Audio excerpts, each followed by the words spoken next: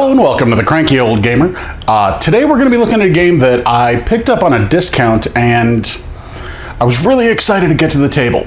Once we finally got to the table, got the group playing, everybody kind of getting pitched in and kind of getting their opinions, I'm really glad I picked it up on a discount. The game is City of Horror. I love the description. If you read the back of the box, in City of Horror, you take on the roles of the last survivors of a city attacked by a horde of zombies. Okay, it's a zombie game. Some people feel that market is flooded. I like it. I like zombie games. I like Cthulhu games. Sue me. Organize yourselves, share weapons, but most importantly, be ready to do anything to survive. This is a game of survival and negotiation. Okay, cool. I was anticipating something like a more, judging by the art style, a little more light-hearted Dead of Winter maybe. And what it is, you have a large board and you are able to move around different stations on the board, similar to Dead of Winter, and there's a voting system in place. If I have two characters at the bank and you have one character and there is an item card there, we can vote. Much like Dead of Winter, there are a bevy of characters that you can draw at the start of the game, and certain characters get less votes or more votes or have abilities to give them votes, which, all right, that's cool. Every character has some kind of ability. It may not always be useful, but sometimes it is. And when you have that ability, you flip that character card over and it shows that they are exhausted. Now there are ways to rest. You can go to the church and be rested.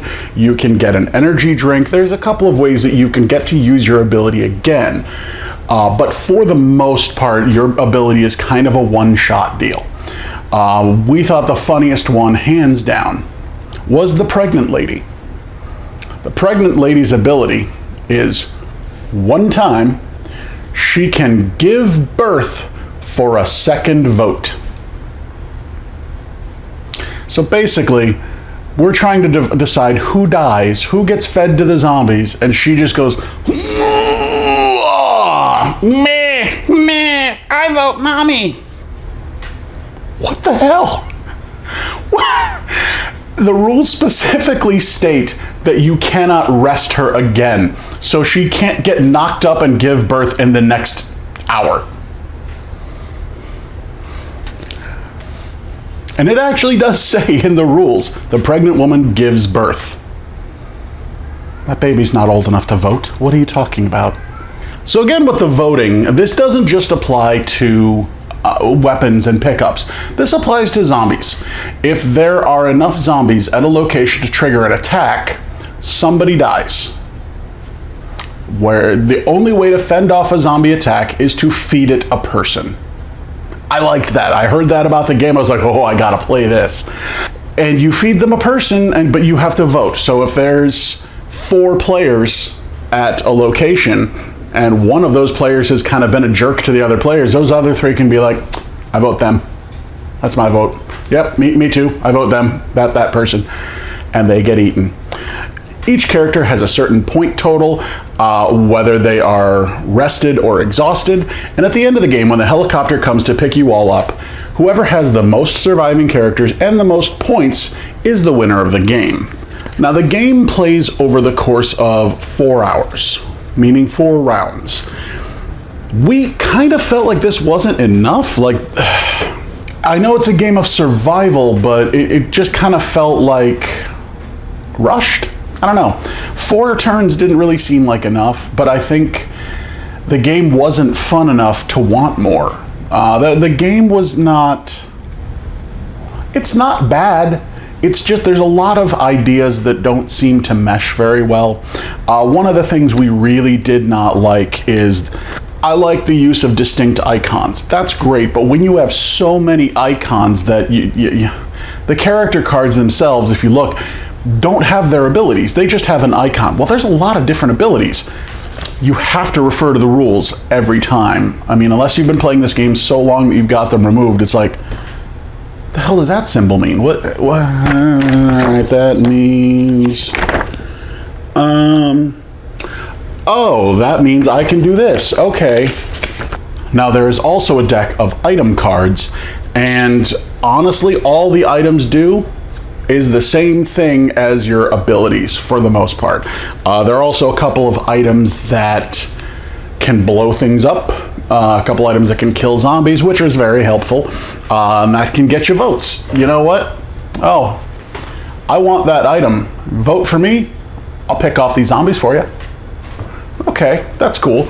So there is quite a bit of negotiation, but the game happens so fast in over 4 rounds that we felt it really almost never came into play, and by the time it did, things had already kind of gotten so cutthroat that, So over the course of these 4 hours, the way the game is basically played is you have these tiny little movement cards. I hate little cards. They drive me crazy. Zombicide uses them. A couple other games, X-Wing uses them. They're like little bitty cards. Each of you gets a deck of these according to your color, and you plan your movements before the actual round. You go around, you have to move at least one character. You don't have to move all your characters. If you want to camp in the bank, you're good. So the way each round is played, you start with your little cards and you secretly choose your movement at the beginning of the round. You do have to move at least one character, but the rest of them you don't need to move. It's just kind of to keep people from camping in the same spot, since you can't really oust another character. So you have to move at least one person, and when the time comes to reveal, you each go around and reveal one movement. If you choose to move to the church from the bank, but, you know, Jenny over here decided before you that she was going to move from the hospital to the church, and there's no room at the church, you have to go to the center of the board, which is called the crossroads. The crossroads is, it's one of those mechanics, like, I get it, I don't know, the crossroads didn't really sit well with us. The crossroads works differently from any other area in the game. And when you're in the crossroads, there are zombies there, and even if there's one, it attacks, and it's the zombie leader. There is this weird little wheel that determines who the zombie attacks. There's no voting in the crossroads. It's just, hey, zombies on red. If there's a red character, the red character dies. If there's no red character, you go along the wheel clockwise until you find the next color that there is. Oh, well, there is a green character. Green's next. Bye-bye, green. It didn't... The crossroad never gelled with us. There's food in the crossroad that you can spend cards to pick up. That was another thing we really didn't like. These item cards, there's really not many in the game. Like, you will go through the entire deck. We played a 4-player game. We went through the whole deck pretty fast. These aren't just your items, they're your currency. Like, to do anything in the game, to pick up a syringe from the hospital, to pick up food in the crossroads, you have to discard a card, and that just... I get that they were trying to add like a level of some kind of strategy, like, oh, this is a useful card, but this could be a useful item, what do you want to do? It didn't sit well with us. We really did not like that mechanic at all. Especially because there are these little syringes that you have to have. You have to have them. Like, say you make it miraculously through the game with all 4 characters. If you don't have 4 syringes, they don't matter. You have to have 1 syringe for every character you have at the end of the game.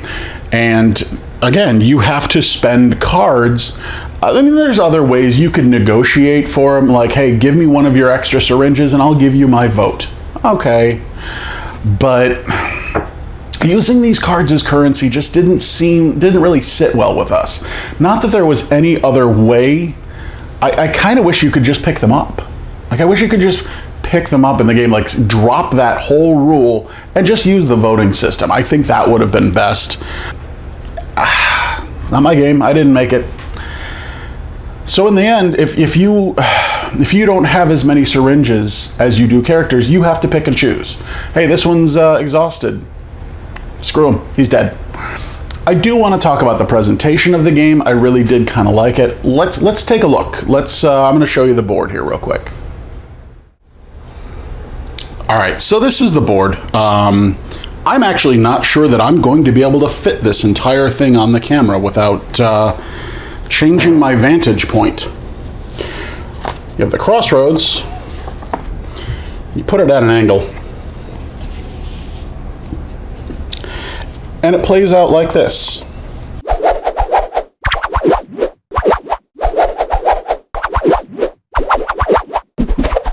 All right, so as I said, I wasn't sure if I could get the whole thing. I'm gonna try to move my camera here. So you can see most of the board. It's a huge board. It takes up most of the table. Another thing that's almost cool is your water tower. Water tower goes up here. It's an actual three-dimensional, fold it together cardboard thing that you place here and put your characters on top of. The only problem is it's wobbly. The cardboard doesn't cut right. I think that's kind of cool. You put your characters on top. Now, there are a couple other things. If you look at the bank here, you'll see there are white squares. There's also a hard version. There's also white squares. This tells you what you can do. Each area has its own ability.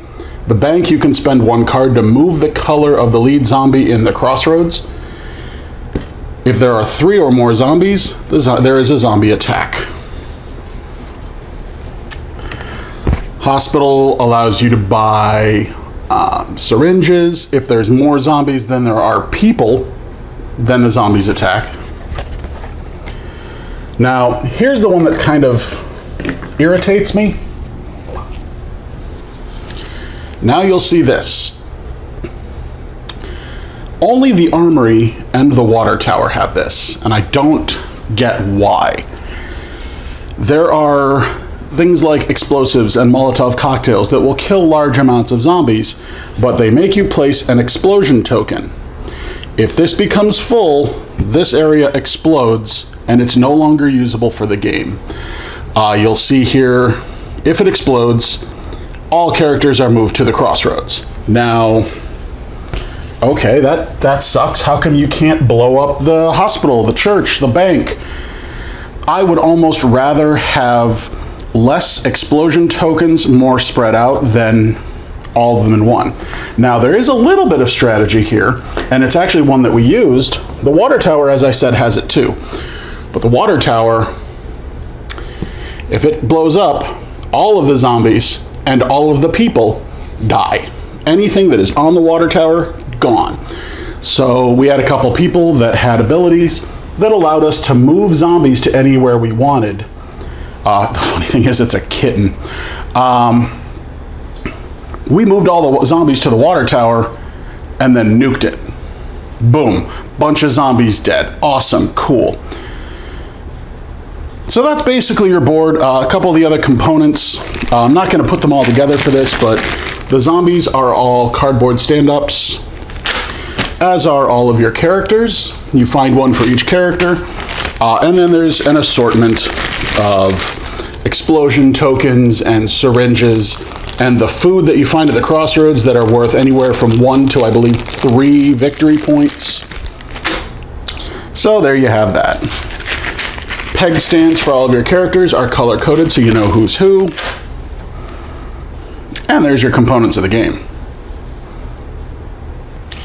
So there you have City of Horror in a nutshell. A lot of really good ideas here, just poorly executed. We kind of felt like most of the rules were kind of slapped together, like they didn't all work in conjunction with each other. At the end of the day, like I said, we played a 4-player game. 3 of us kind of agreed that we were like, if somebody else chose it, I'd play it, but I would never choose to play this game. The 4th person just flat out said, nah, I don't ever want to play this game again. This is stupid. So, a solid B+ for the presentation, the components, the board, all that. But yeah, the rest of the game, I paid $12 for one playthrough of the game, and I would really be surprised if we ever play this again. So, yeah. So take that with it if you ever see it on deep sale. Like I said, it went on sale for $12 at Cool Stuff Inc. on a flash sale. You could pretty much pass this one up, unless you're like really into zombies. All right, guys. Thank y'all for watching. I hope you guys have enjoyed my videos. Please check out my website, thecrankyoldgamer.com. Every video, I'm like, wait, move, because I'm still getting used to having a real camera instead of using my phone. So please check out thecrankyoldgamer.com. Check out my Instagram. I am pretty active on there. It's just The Cranky Old Gamer. And if you like my videos and you want to help them get better, I have lots of ideas that I just don't have the funds to put forth. Like, I would love to do, I watch a lot of other reviewers. I'd love to do like sketches and stuff like that. But I don't have money for props, stuff like that. How many times can I say stuff like that in one video? If you like my videos, please consider contributing to my Patreon. It's at the end of the video after the credits. All right, once again, guys, this has been City of Horror. See you later.